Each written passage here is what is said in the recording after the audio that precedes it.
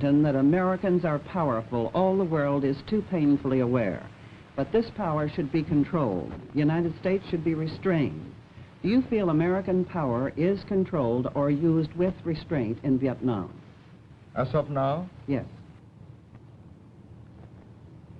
I don't want to engage in your domestic dispute, and I'm not a general or an admiral, but... But you're a nation.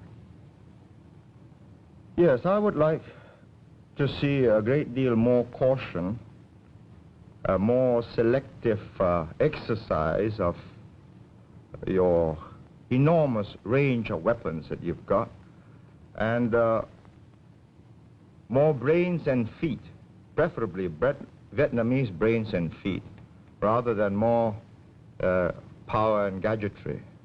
Well, to be more specific, North Vietnam is less than 1/4 the size of Texas. It's now being bombed at the level that the bombing was carried on in World War II, and has been bombed for almost 3 years. Do you believe that this bombing is controlled or restrained use of power? That's like asking me whether I've stopped beating my wife. I mean, I'd never beat my wife. Well, let me ask you this. 47 heads of delegations in the United Nations, many of them foreign ministers, said in this General Assembly, American bombing of North Vietnam should be ended unconditionally. Do you agree with them? Well, that depends who the 47 heads are. Well, I'm sure are you they know, from sir. Africa, from Asia, from Western Europe, they were from all over Eastern the world. Europe? They were from all over the world. Well, as I understand it, there are about, what, 120 members? 22. 122 members, so that's 47. Well, I wasn't there, but I mean, my colleague, Mr. Rajaratnam, Foreign Minister, is attending the United Nations, and I think he's going to say something on Vietnam. I don't want on the bombing and all the other problems about Vietnam, and I think bombing is one of the minor problems about Vietnam.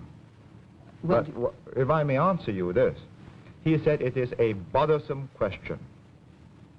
But do you feel the bombing should be stopped? Would this help to get Hanoi to the conference table?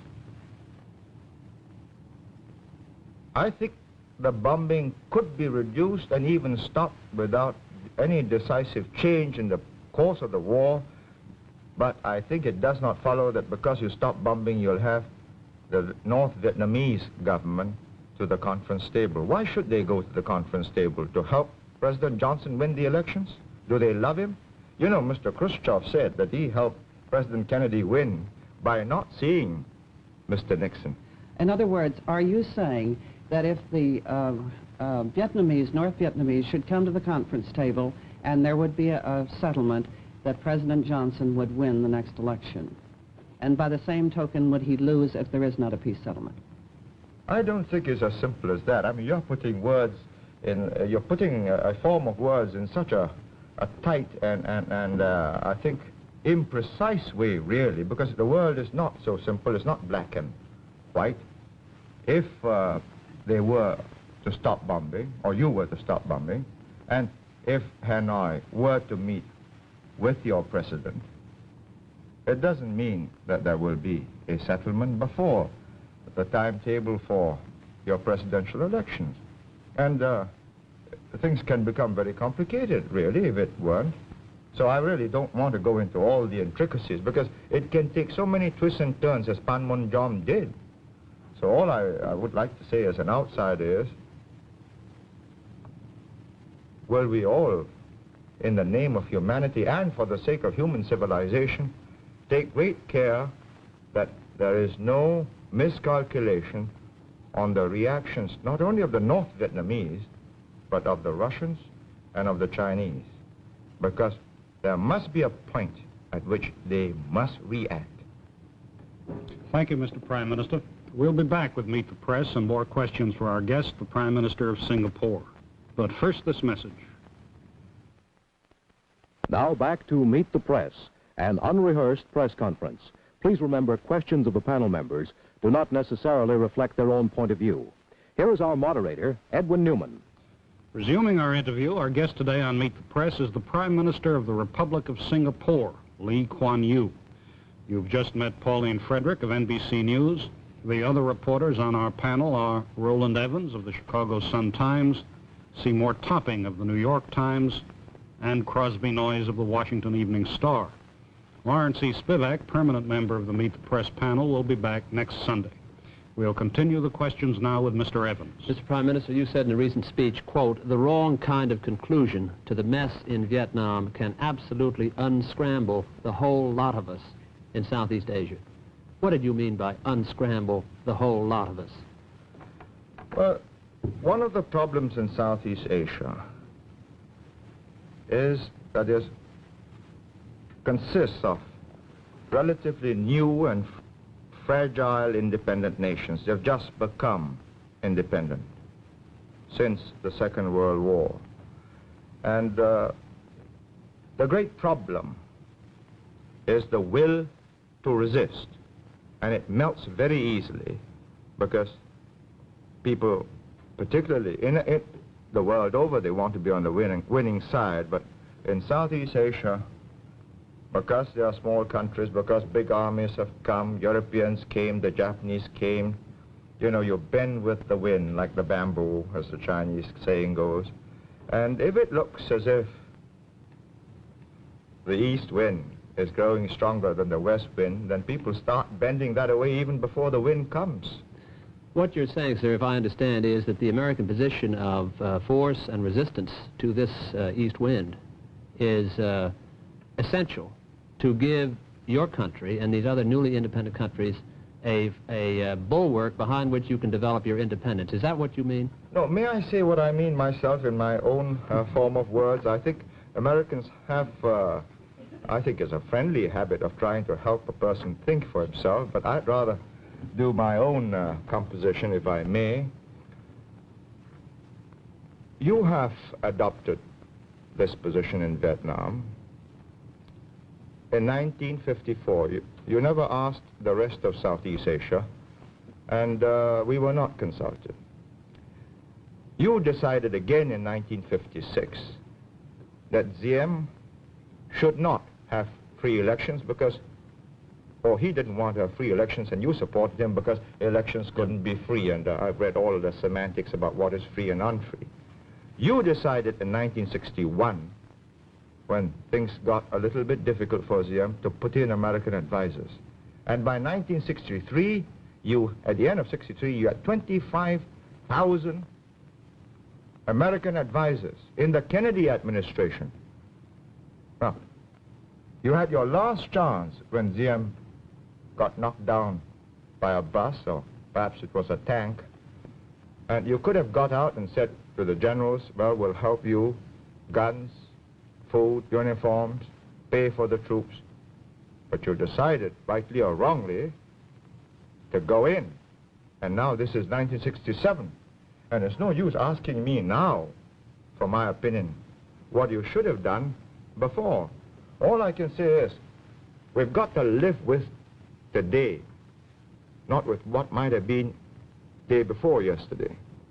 And as of today, the Field Marshal of Thailand says, Kitikashon, and he's saying it to his own people, that they are going to fight in Vietnam, not in Thailand. Well, I take that to mean that if that is gone, he's going to anticipate history, and you know, the Thais have this great sense of the future, and as good anticipators of history, if they make the kind of adjustments in their postures arising out of what they think is a failure in Vietnam, well, I don't think the Tunku in West Malaysia has got very many years, in spite of all his armed forces. And then they've got me by the throat. Mr. Topping. Well, if I may again do what my predecessors here have done, recall a speech you have made. Some years ago you said, the Vietnam experience shows that however massive the military cover, however enormous the economic assistance, if the leaders of the people in whose name and whose behalf military cover and economic aid are being given do not set out to secure their own salvation, the end result still is perdition. both for the helper and the helped. Speaking as an Asian, do you think the South Vietnamese are helping themselves enough, or are we here in the United States headed for perdition with our allies? Well, you're asking me a very difficult question. I'm not making any direct contribution in Vietnam, and I think if I were a North Vietnamese, I'd resent the Prime Minister of Singapore passing judgment on the effort of the South Vietnamese. But I think they wouldn't mind my saying that the world will be a much better place if it's not Mr. Rusk explaining what this is all about, but either their president or their vice president, or better still, a new figure in a prime minister.